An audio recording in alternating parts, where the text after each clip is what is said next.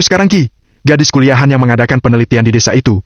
Semua kartu tanda pengenal sudah aku palsukan, dan aku juga membawa senjata yang akan digunakan untuk menyayat leher mereka, atau mereka sendiri yang akan menyayat lehernya seperti yang dialami Kak Rahmi. Keilani naik kereta menuju desa yang membawa luka besar baginya dan ayahnya. Persiapan mental dan fisik sudah dibekali dari jauh hari. Padahal ayahnya ingin membalaskan dendam di saat umurnya sudah beranjak 20 tahun. Tapi dia menolak dan ingin secepatnya membalaskan dendam yang sudah lama terpendam. "Sendirian, Neng?" tanya seorang perempuan parubaya yang duduk di samping Keilani di kereta. Keilani mengalihkan pandangan ke arah perempuan yang duduk di sampingnya. Wajah sendu tapi berusaha tersenyum. Matanya sedikit merah sembab seperti telah menangis. Sebelum menjawab, Keilani menyodorkan tisu kepada wanita itu. "Air mata ibu masih berlinang," ucap Keilani. Wanita itu berusaha tegar meskipun sebenarnya rapuh.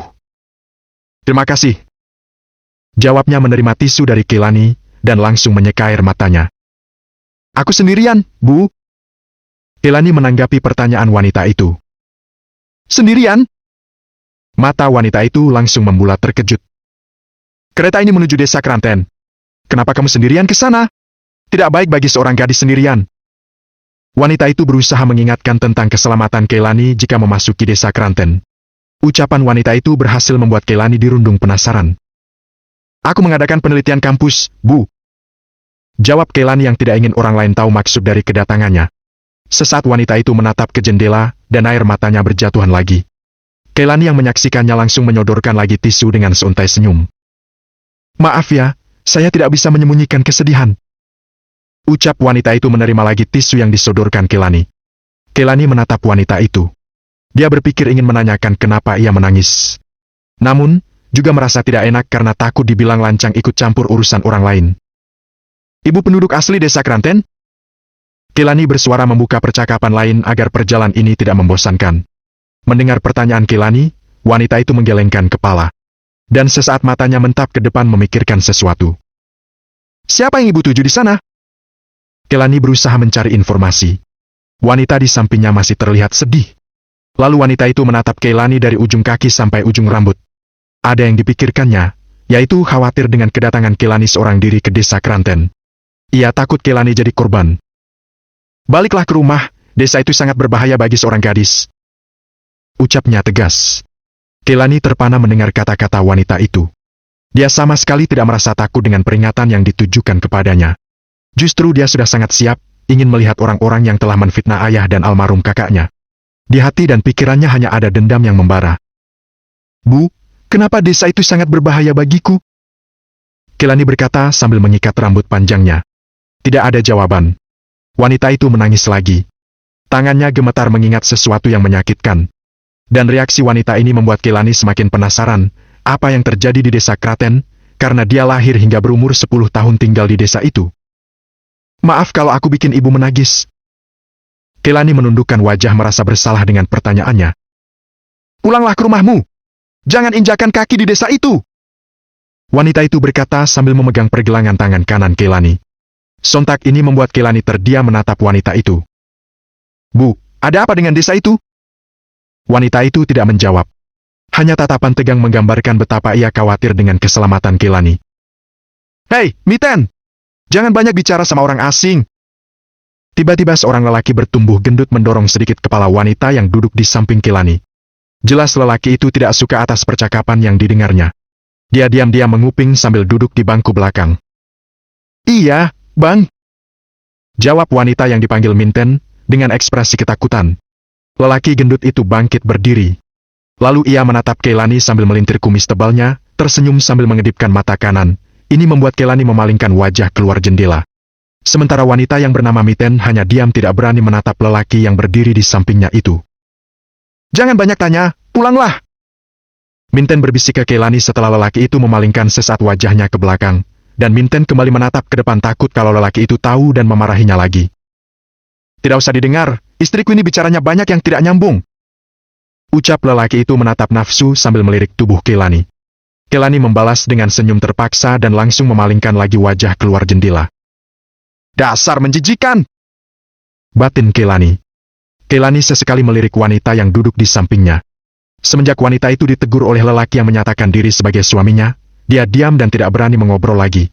Dan ini yang membuat Kelani bertanya, ada apa dengan desa itu?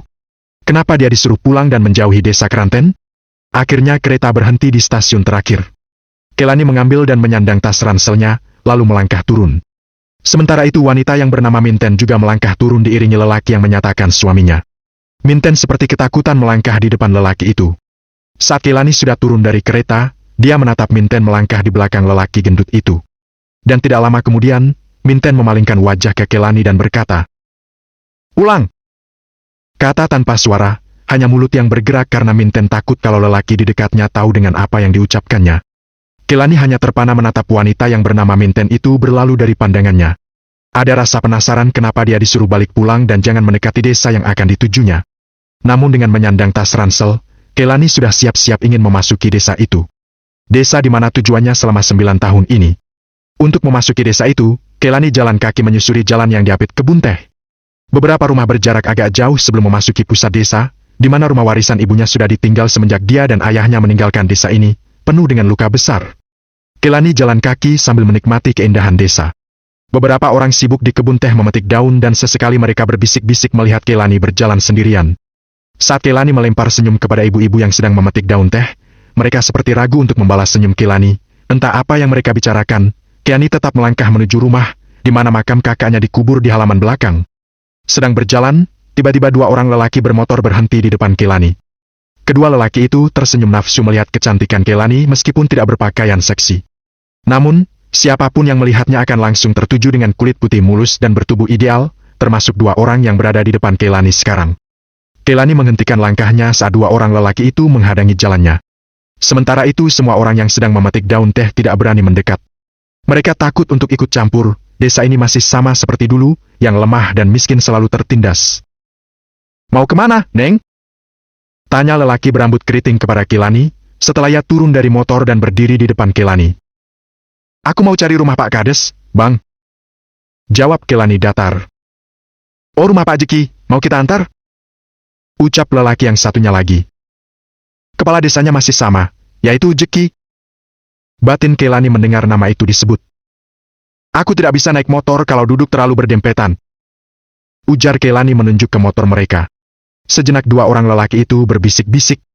Kelani sangat santai menatapnya, dan tidak lama kemudian lelaki yang berambut keriting mendekati Kelani dan berkata, "Biar abang antar, Neng. Teman abang ini biar menunggu di sini dulu." Kelani tersenyum menanggapi perkataan lelaki itu. Dalam pikirannya, lumayan tidak terlalu jauh jalan kaki. Dan dia langsung menganggukkan kepala menyetujui tawaran lelaki berambut keriting itu. "Jangan lupa jemput aku," sahut lelaki yang tinggal. "Beres." Lelaki berambut keriting itu mengacungkan jempolnya menjawab dengan hati senang membonceng seorang gadis cantik.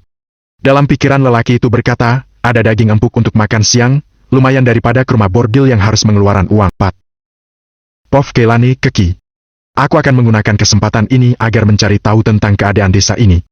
Semenjak wanita bernama Minten itu memperingatiku, rasanya ada yang mengganjal. Entah apa, tapi sebentar lagi makan kutahui. Pak Jeki, ternyata dia masih menjabat sebagai kepala desa ini. Sudah 9 tahun masih saja dia yang memimpin. Ingin sekali melihatnya. Lelaki yang membawa motor ini akan membawaku menuju ke rumah Pak Jeki, salah satu orang yang sangat aku cari." "Bang, rumah Pak Kades masih jauh?"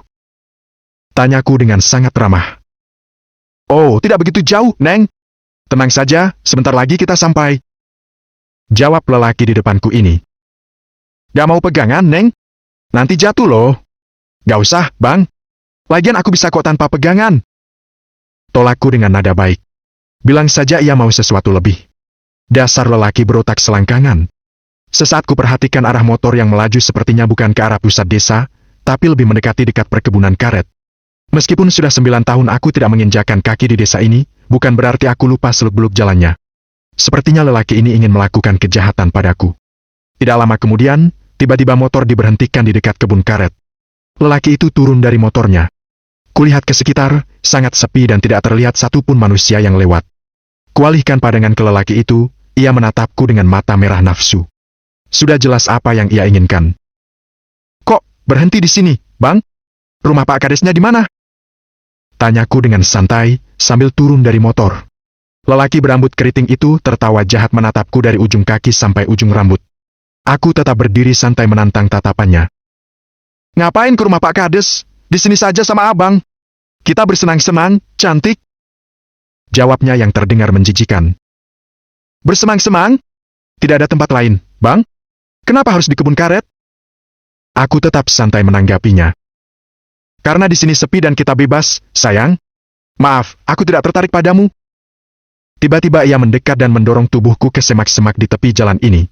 Seketika tubuhku terjatuh terlentang di semak-semak tersebut. Kala ia ingin meraba tubuhku, tanpa menunggu lagi, secepatnya kakiku mendarat ke bagian bawah perut lelaki itu dengan kuat. Hanya sekali tendangan lelaki itu terjatuh kesakitan. Aku bangkit berdiri berusaha membersihkan pakaian dari rumput ilalang yang menempel. Aduh! Aduh! Dasar perempuan brengsek! Lelaki itu memegang pusaka dari lahirnya, dengan wajah mengernyit dan pasti kesakitan. Aku tersenyum sinis menatapnya. Mau ku tambah, bang? Tanyaku santai. Aduh! Kamu akan merasakan pembalasanku! Ia berhasil bangkit. Dia tidak mau kalah meskipun sempoyongan. Aku menunggu serangannya. Rasanya tanganku sangat gatal ingin meninju mukanya. Ag! Ia menarik tanganku, tapi aku tak hilang akal. Ku tendang lagi benda kecil di bawah perutnya. Aak! Jeritanya membuat kupingku sakit. Kenapa teriak-teriak sih, bang? Katanya mau bersenang-senang. Ayo maju, sini aku tunggu. Aduh! Aak! Kali ini keringatnya bercucuran. Oh, kasihan. Aku akan memanggil teman-temanku biar kamu dikeroyok di semak-semak ini. Ancamnya sambil menyeka keringat di jidatnya. Inilah contoh manusia berotak kotor. Melihat wanita yang dipikirkan hanya nafsu. Sudah kalah kesakitan, masih juga melontarkan ancaman seolah tak terima dengan kekalahan itu. Berdua aja lah, bang. Kan lebih puas. Aak. Tangannya belum lepas dari benda pusakanya. Kok malah dipegang, bang? Kan mau main itu. Aku menunjuknya. Masih berani kamu ngomong? Sakit! Teriaknya. Aku menempelkan telunjuk di bibir. Jangan keras-keras, bang. Nanti ketahuan orang banyak kalau kita main di semak-semak. Dengan suara manja ku lontarkan. Hahaha. Kamu kira berada di mana, cantik? Ini tempat yang tak akan terlupakan seumur hidup bagi gadis-gadis sepertimu. Bahkan kedatanganmu sangat ditunggu-tunggu. Lihat saja sebentar lagi, apakah kamu masih bisa tersenyum atau menendangku? Apa maksud lelaki ini? Ia sangat percaya diri berucap seolah aku akan mendapatkan kejahatan masuk ke desa ini. Seketika, teringat apa yang dikatakan Bu Minten di kereta api tadi. Apakah ini yang dimaksud Bu Minten? Ada banyak lelaki jahat yang mengincar gadis-gadis asing yang masuk desa. Tapi, kenapa kala di kebun teh tadi, suasana tampak damai dengan pemandangan ibu-ibu memetik daun teh? Kenapa? Apakah kalian mau memperkosaku beramai-ramai? Hahaha. Tawanya makin besar. Ini lebih menyakitkan dari pemerkosaan. Jawabannya berhasil membuatku merasakan ngeri. Apa yang lebih parah dari pemerkosaan? Kalian mau membunuhku? Bukannya menjawab, lelaki itu menoleh ke arah suara mobil yang semakin mendekat. Lihat bos aku datang. Ia menuju ke arah mobil itu. Aku sudah siap-siap akan melawan mereka jika nyawaku terancam. Bahkan pisau yang terselip di pinggang sudah menunggu gerakan cepat menyerang lawan. Dan ini sering aku lakukan kala latihan dengan sepupuku ke Angga.